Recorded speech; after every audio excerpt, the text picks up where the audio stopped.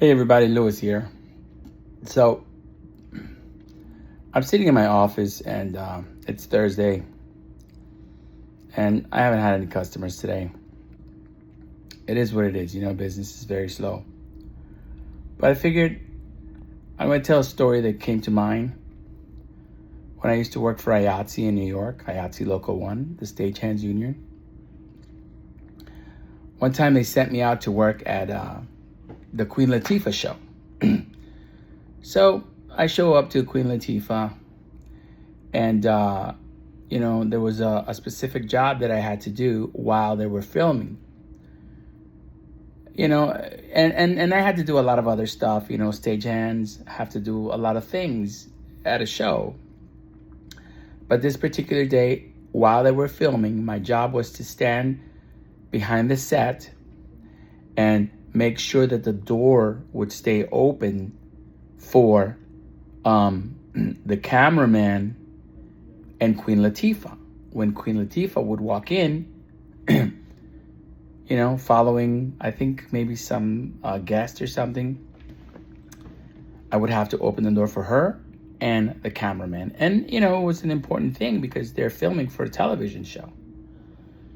And anyway, I'm doing something else and my cue is coming up.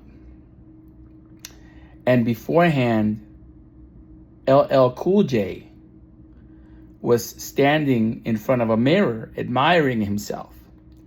He was standing there forever, just looking at himself and, looking at himself in the mirror. And I'm standing there because I'm a stagehand and I'm backstage and I have to be there for this TV show. And LL looks at me, LL Cool J looks at me and, goes like this with his hands, like, how do I look? And I'm like, oh, you look very nice, LL, And that's it. I mean, I'm not a fan. I'm working.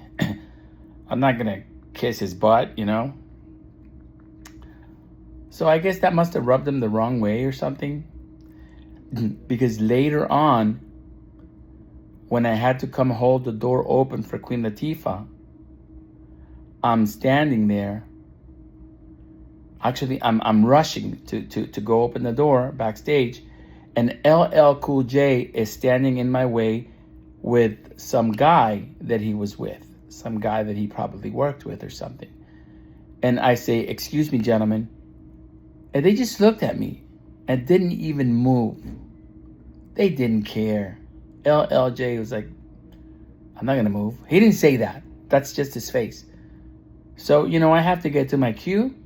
So I just stepped in between them and pushed them out of the way. I mean, not hard or anything. Just, I had to get to my cue. And I've always remembered that about LL Cool J. That he did that.